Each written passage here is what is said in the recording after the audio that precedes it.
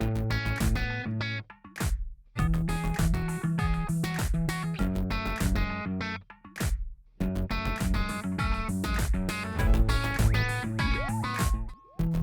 à toutes et à tous, bienvenue pour cette nouvelle émission de la Vendée en direct.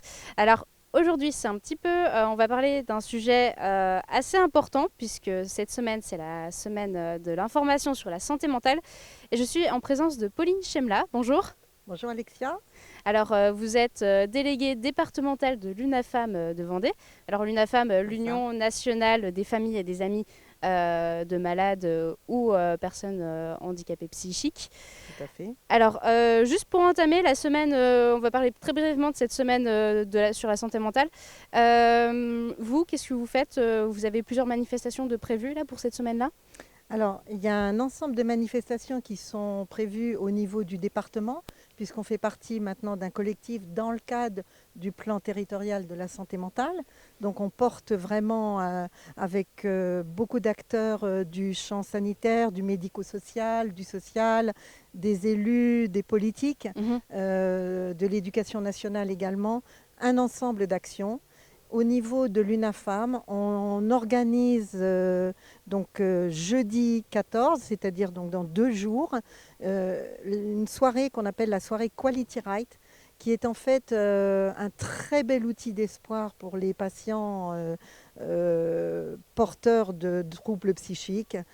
C'est une démarche impulsée par l'OMS il y a une dizaine d'années Mhm. qui a pour vocation d'évaluer en fait la qualité de la prise en charge sur la base du volontariat, des équipes qui accompagnent les personnes en situation de handicap psychique ou porteuses de troubles psychiques.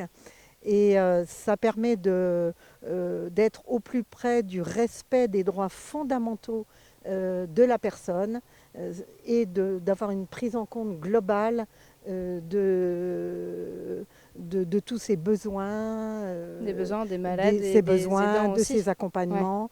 Et bien sûr, il y a une inclusion totale de la famille aidante dans cette démarche. Mhm. Voilà. Alors, parce qu'on parle de troubles psychiques, finalement, qu'est-ce que c'est? Parce que tout le monde ne connaît pas forcément. Oui, il y a la dépression, la schizophrénie. La bipolarité.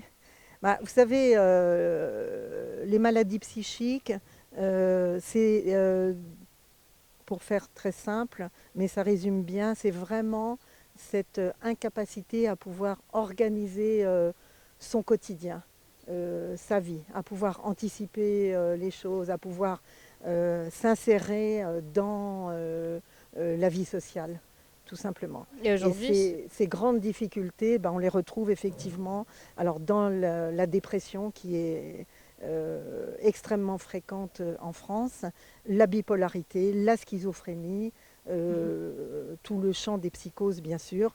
On va dire qu'il y a actuellement un Français sur 5 qui souffre d'un problème de troubles psychiques, ce qui est quand même considérable. alors, ce sont des maladies quand même qu'on ne connaît peut-être pas assez ou qui sont victimes de beaucoup de préjugés finalement. Parce que si on parle de dépression par exemple, il y en a beaucoup qui se diront bah non, c'est pas une maladie ou c'est juste une mauvaise passe en fait. Et finalement, ce sont C'est des ça. problèmes à prendre quand même très au sérieux. Ah, ce sont des vraies maladies du cerveau avec des composantes biochimiques, etc.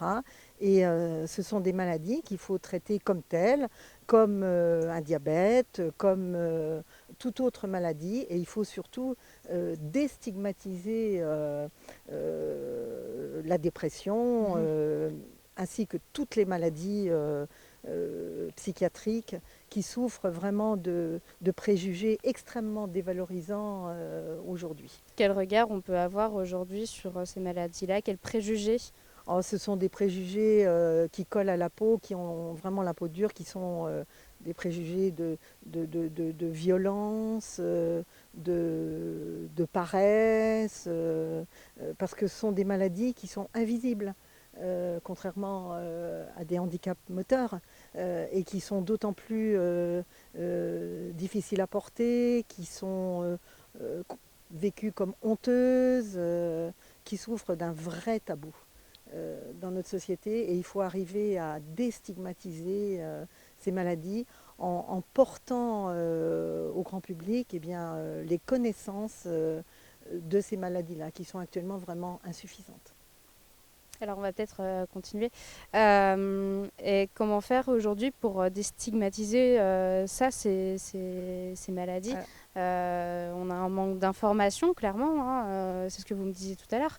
oui. Donc qu'est-ce qu'on peut faire Alors aujourd'hui? concrètement, ça peut passer par le déploiement des premiers secours en santé mentale, qui sont des outils extrêmement intéressants pour augmenter les connaissances dans la population et euh, déployer ce type de premier secours en santé mentale, comme ça a été fait pour les maladies cardiaques en son temps, eh bien, c'est aller vers les universités, vers la fonction publique, vers le monde de l'entreprise et pouvoir former un certain nombre de personnes qui seraient habilitées, si vous voulez, à déceler dans leur entourage, leurs collègues de travail, dans le monde des étudiants, Mhm. des gens qui ne vont pas très bien et pouvoir leur dire bah, écoute, déjà je suis en capacité de t'écouter Et puis il y a des et solutions voilà aussi. Ouais.